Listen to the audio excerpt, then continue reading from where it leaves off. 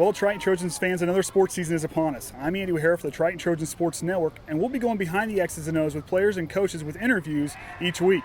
And now on to this week's interview. All right, now with Coach Younis. Coach, congratulations on being head coach again. Thank you. How are you feeling taking back over, kind of not being a coordinator for the last few years and then kind of taking a break there a few years before that? I'm not sure. Ask me in a couple of months. No, I'm excited. I'm going into my 18th year here at Triton, and I've coached 16 years here now. So I'm happy to coach at whatever it is. You want me to be a coordinator, you want me to be a freshman coach, whatever, I'll do it. I enjoy being around the kids, and and Ron and I, we had a great relationship going, and I was completely happy just being the coordinator and him doing everything else, and it worked well for us. Yeah. And now that he's moved on, we really got the ball rolling. I didn't want to see it drop. Yeah. And so I felt like it was best if I, just continue with what we were doing. Obviously there was going to be a few new things, but for the most part, the kids know what's happening, and continuity is always important in a program, and so I just wanted to keep that going.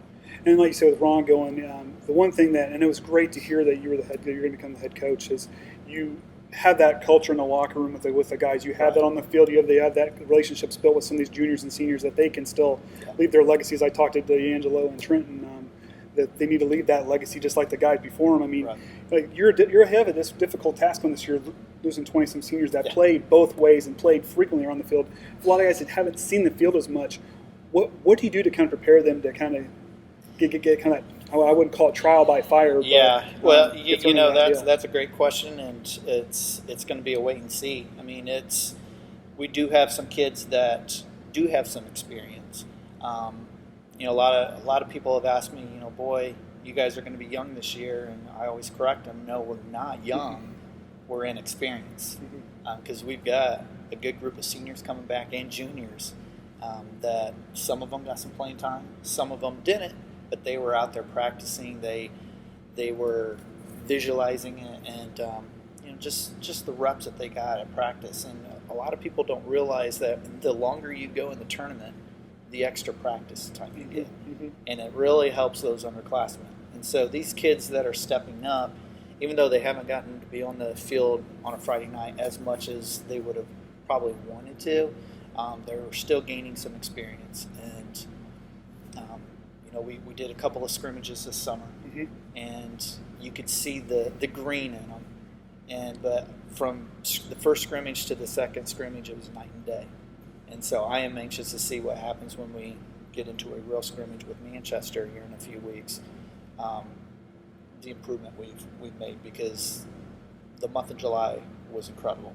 To see the growth that we developed there, and I'm just anxious to see where we can continue this, and especially once we get everybody here, because we haven't had everybody here yet. And so once we get everyone here, we can start piecing who's going to be playing what position.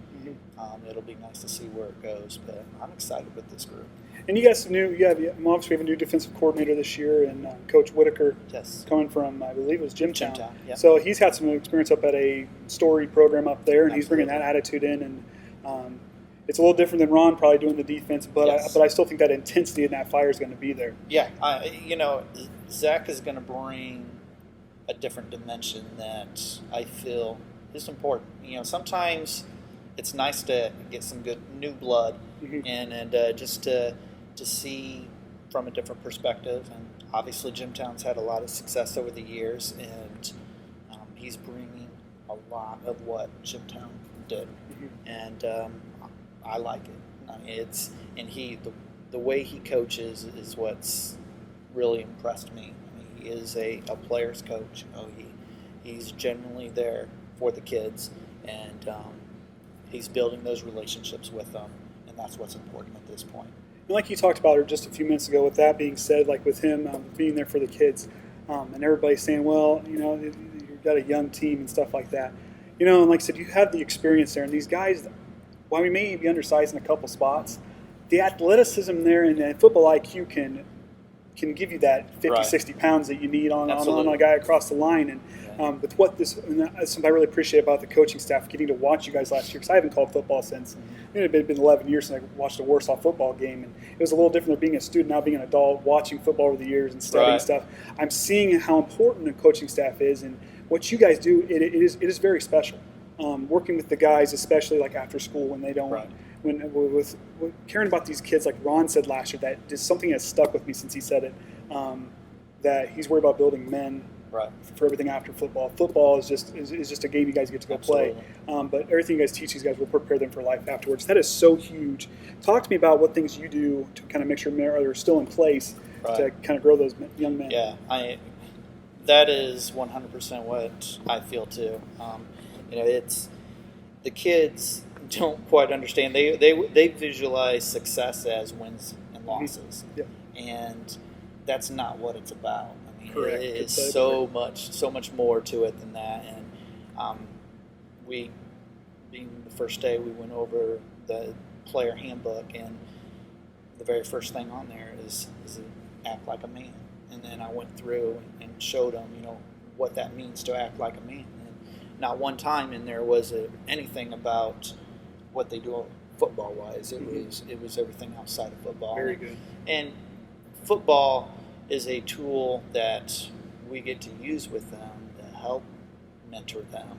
And because we've got that same common ground of we both enjoy football, the players enjoy it, coaches enjoy it, and so we've got that common ground, and now we can work on them with other things. And that's the beauty of a small town. It's the beauty of being here at Triton is I've gotten to know these kids. I mean, like I said, I've been here 18 years. I've been here longer than they've been alive.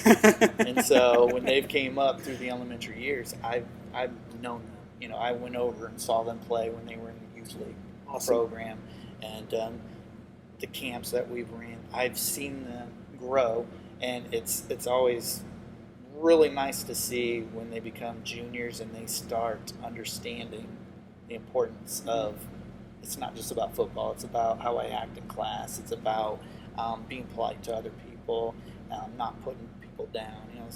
Those things. When that light bulb turns on, then you know that they understand what it means to be successful. Very good, and that's huge. And like you said there, and that stuff. It's not the wins that make you successful. Yep. I mean, I go to work every day. I mean, you go to work every day. Some days we're gonna have our good days and our bad days, but if we sit there and we work on those good days and learn from those bad days, we can learn more from a bad day than we can a good day. Absolutely. And you sit there, and I've always said this. I mean, I showed livestock. I mean, it's a little bit different, but we didn't win every class. We didn't win all the time, but I wanted to learn how to win, and I lost a lot to get there. And like for this is something that I didn't get to broadcast after high school. I didn't go to college for. I didn't have that person kind of leading me like what you guys are kind of doing. I just kind of I was a kid. Well, I want to do what I want to do, and that kind of backpedaled for me. I get to do this luckily, but that's where shows were okay. You know what?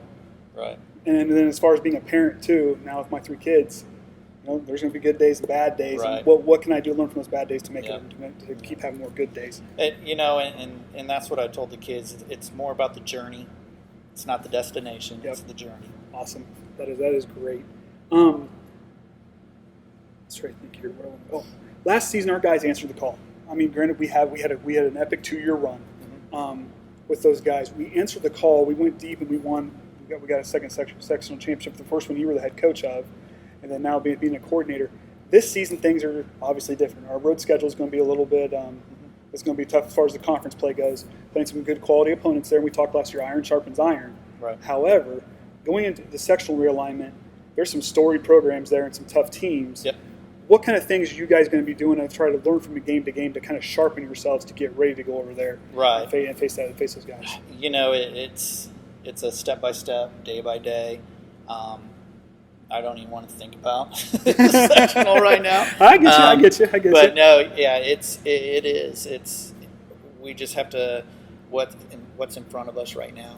Focus on that. Like right now, this first week is treated like a camp, and so the goal for these kids is to get through camp, and then once we get through camp, then it's to get to that scrimmage at Manchester, and then once we get through that, then we'll start worrying about South Central. Yep. So it's just going to be a weekly thing, and our goal is to improve. I know the Colts motto is improve 1% each day. Yep. And I love that. I mean, if you focus on trying to get better every day, even if it's just a little bit, you're going in the right direction. And that's where we want to be. Well, I don't want to be awesome that first week. I want to be awesome at the end of the season, so we're peaking at the right time. Exactly. And last year's team, that's what they did. Yep. I mean, we started off slow. A lot of people don't remember that, but I was concerned about our team last year, how we started, and because of the expectations and how we came out, it was like, whoa. But it was a team that they got it together, and they kept improving week by week once they started playing together as a team. Mm-hmm. And so with this group, I feel that they get it a little bit quicker as far as playing as a team, mm-hmm. because we don't have those superstars. Yep. So we have to play together, and if they continue to do that and we improve week by week, come sectional time, we'll see what happens. But speaking of those sectional teams, I mean, you're talking about story programs. Mm-hmm. I mean, Adams Central, year in, year out, yep. is the cream of the crop. Mm-hmm. I graduated from Cherubusco. I know all about them. Mm-hmm. It's a great football program. It's a community that loves football. And so, they're going to be powerhouse. Southwood didn't even lose a game last year in regular season, and they've got a ton back. And, Northfield is one of those teams, programs that has continued to improve and gotten better. Mm-hmm. So there's going to be no easy week when it comes to the sectional. And that's something I've always said, and I said it last year with Ron, to be the best, you got to beat the best. Yeah. And you don't, and I know everybody's like at home, and then they'll see like, oh, great, we get to face these guys. You should, as a player, if I was a player, I would never want that mentality. Like, okay, right. I'm gonna roll it, because that's the games you're gonna. That's the game you're just gonna walk through, and you're not gonna play as well. When you face tougher competition, when you actually get past that point, even if you go one game or you go two games, you beat some really good teams. Right, absolutely. You beat teams that are good. I mean, you got that far. That right there, I'd rather face somebody that is the best to get myself, because if you're going to be a champion, you don't want to go the easy road out. You want to go the tough road out. And that's why I love that we had the opportunity to play Pioneer last year in the regional, because we knew they were the best, and why not face them? And if we can get through them, we can win the whole thing. Exactly. So yeah, absolutely. But we'll talk about that when it gets to the end of October. All right, I won't bug you too more about that stuff. I'll talk about this. Something I want to kind of make sure I'm talking about during broadcast is student and community, or school and community involvement in the games and the team outside of football and within football. What to you, or your kind of what you want to kind of see it from everybody, kind of see what the school and the community can kind of do to be involved with the team? Well, it's. I feel like we've always had great support. I mean, Bourbon, Tippecanoe, Etna Green, they are very supportive of the athletic programs here. And so we've never really had that issue, but since I've been here so long, I've seen it grow with football. I mean, I felt like we had great support back in the day, but there was a stretch there that there wasn't a lot of people coming to the games. There wasn't a lot of support, but that changed, and now we're getting great support. We're getting positive feedback, and that's what it's all about. These kids put a lot of work in, and it means a lot to them when they hear people talk positive to them about football and not just the negative stuff. Exactly. And because bottom line is they're high school kids. Exactly. Exactly. And we may want to win every single game, but we may not. And to have the support of the community, for them to come out week in, week out, that's going to mean a lot. And we want to do our part. I want my kids to be strong community members. This weekend we're going to be running in the Jeckerberger Memorial Fun Run, and it's something that we've done every year, and we will continue to do as long as they have it, because it's important to me. It's important to this program that we do this, and anytime we can do something that's for the community, I think it's important. And that's huge, especially these guys. I mean, especially to get the, like you said, and on a Friday night, there's nothing better than hearing a rowdy home crowd Absolutely. to give you guys that little bit of, I guess what I call it, advantage. But yet, as a kid, and I know with showing livestock is totally different than playing football, it always felt good to have. You see those people, you look up in the stands and you see family members, or you see people that drove to come watch you play, or you see even your classmates, that student section just going nuts. Yep. That stuff there just.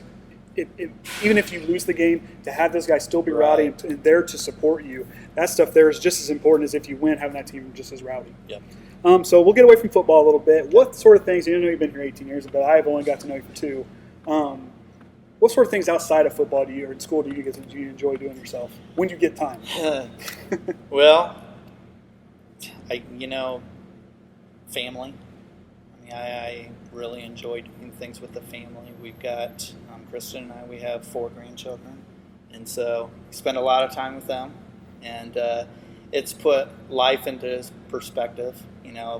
Before I got married, it was football, and then I met Kristen, and then it was football, Kristen, and then it changed over time. And and she's helped me big time along the way, and so now I've got my perspective. My faith is first, and my family is second, and my job, and then it comes football. Things have changed the older I've gotten, and so that's important to me. I'm an outdoors guy. I love the outdoors. Very good. I cut wood whenever I get a chance, and I just love to do anything that's outside.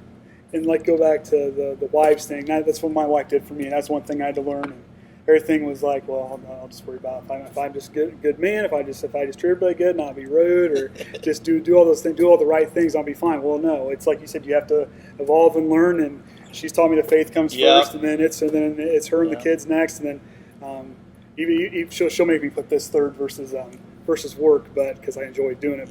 But it's taught me what wives tend to do that. They do. They tend to do that. They make you a better She'll person. be laughing at this when she sees that. But Coach, I really appreciate getting to do this. I hope we get to do some more interviews throughout the year. I just really appreciate the work you guys do, and we'll do everything we can up in the broadcast to highlight you guys and really just try to do you guys justice up there. Oh, we appreciate you and what you guys have done for our program. It's been awesome. All right. Well, good luck this season, Coach. I'm sure we'll talk to you again. Yep.